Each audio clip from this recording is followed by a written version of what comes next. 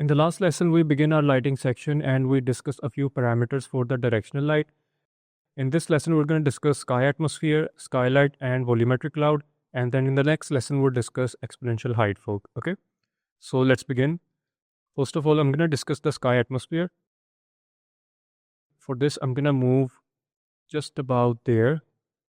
And here's the difference if you don't add the sky atmosphere in your scene. You can see now we have this very good looking sky in here, pretty self-explanatory stuff. So let's now discuss a few settings.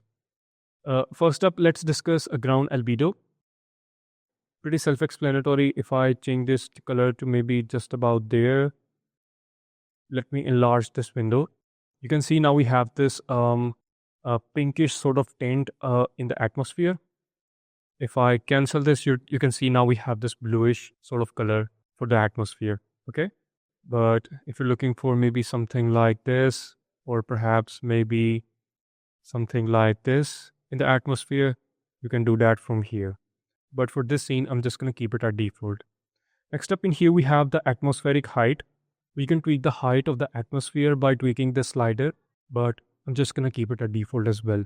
Most of the settings that we're going to discuss today are just fine at default, but still I'm going to give you a brief overview of these settings and show you how they affect your scene, okay? Next up in here, we have a multi-scattering. If I bring down this number, you're going to see that we have a little bit less scattering in the scene, okay? So if you want a little bit less atmospheric scattering in your scene, you can bring down this number, but I'm just going to keep it at default.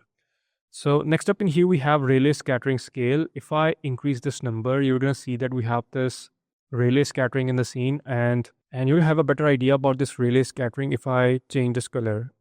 Maybe just about there, or maybe somewhere around here, maybe here, okay? So this is how the Rayleigh scattering is going to have effect on our scene. I'm going to cancel this because the default value is fine for us. Next up in here, we have Rayleigh exponential distribution. For this, I'm going to make sure that we have some Rayleigh scattering in here. And by tweaking this slider, we can distribute the Rayleigh scattering in the atmosphere.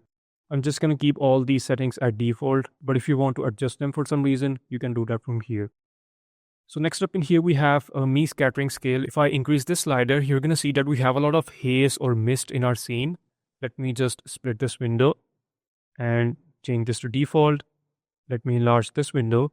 And if I increase this, you're going to see that we have this pretty thick sort of fog or haze in the scene, okay? You can also change the color as well, maybe somewhere around here if you want, but I'm just going to keep this at default. Next up in here, we have a absorption scale as well. If I change this to maybe just about there, this color, and increase this value, now it's going to absorb that color from this one, okay? I'm just going to keep them at default. Next up in here, we have a me exponential distribution. If I bring this number just about there, I can adjust the distribution of this haze by tweaking this slider, okay? So for some reason, if you're looking for something like this, you can do that from here, but I'm just gonna keep both of them at default. Okay, next up in here, we have absorption. If I increase this value, it's gonna absorb this color from my atmosphere, okay? And if I want, I can change this to maybe somewhere around here, here, or maybe here, and then it's gonna just absorb that color from the atmosphere, okay? I'm just gonna keep it at default and reset this value. Next up in here, we have sky luminance factor. Pretty self-explanatory. You can change the color of your sky by tweaking this number. Maybe if you're looking for something like this, or maybe something like this, maybe just about there. Yeah, maybe something like this for your shot, perhaps. I'm just going to keep this at default for now. Okay, so next up in here, we have aerial perspective view distance scale. Let me enlarge this window and move just about there. Now, if I increase this number, you're going to see that we'll have some sort of occlusion in the clouds. If you have a very huge sort of scene and you have some sort of spaceship or planes or fighter jets flying around in your scene, then this setting can come in really handy to give just a little bit of depth to your scene for the sake of realism, okay? I'm just going to keep it at default. Next up in here, we have the height for contribution. If I bring this value down, you can see we don't have anything below the horizon. If I bring this number up, you can now see we have this blue atmosphere in here, okay? Yeah. So these were a few settings for the sky atmosphere. And let's move on to the skylight. If I switch off the skylight, you're going to see that we'll no longer have that realistic looking ambient light that is needed to make the scene look realistic. So the skylight is going to give us some very realistic looking ambient light in the atmosphere, which is going to allow us to illuminate some very dark spots of the scene. And it also gives us some very diffuse shadows, okay? So let's discuss a few settings. First up in here, we have real-time capture. Let me move just about there, somewhere around a reflective surface. And you're going to see if I uncheck this box, the skylight is not going to update the reflections that we have from those clouds, okay? If I check this box and change this directional light to anywhere I want, let me just copy this rotation. If I maybe bring this value just about maybe there, somewhere around here. And if I select the skylight and uncheck this box, you're going to see that we'll no longer have those realistic looking shadows in these clouds, okay? We have some more settings for the skylight as well, but we'll discuss them in the coming videos when we'll bring in some HDRIs, okay? So next up in here, we have volumetric cloud. Let me move back and I'm going to bring this thing up. And let's now discuss a few settings for the volumetric cloud. The volumetric cloud is pretty self-explanatory. If I hide this, we're not going to have any sort of clouds in the atmosphere. So I'm going to enable this and let's discuss a few settings. First up in here, we have layer bottom altitude.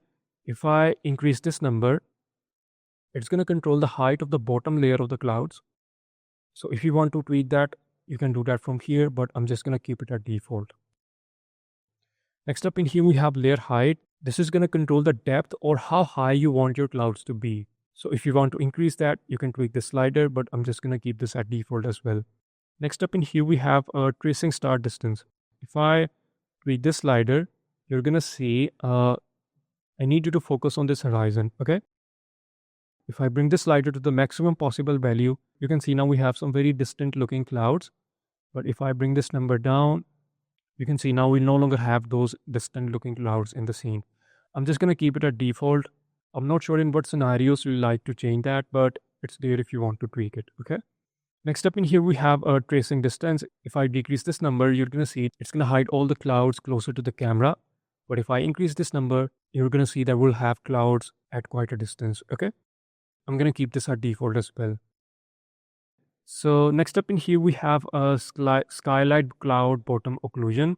If I increase this number, let me move just about there. Sorry, just about there. If I increase this number, you're going to see that we'll have some sort of reflections from the clouds. If you want that, you can increase that, but I'm just going to keep this thing at default. In here, we have some more settings as well, but for the most part, these settings control the number of samples for anti-aliasing. So if you're looking for something very, very specific, you can tweak them, but I'm just going to keep them at default, okay? One more thing that I'd like to discuss in here is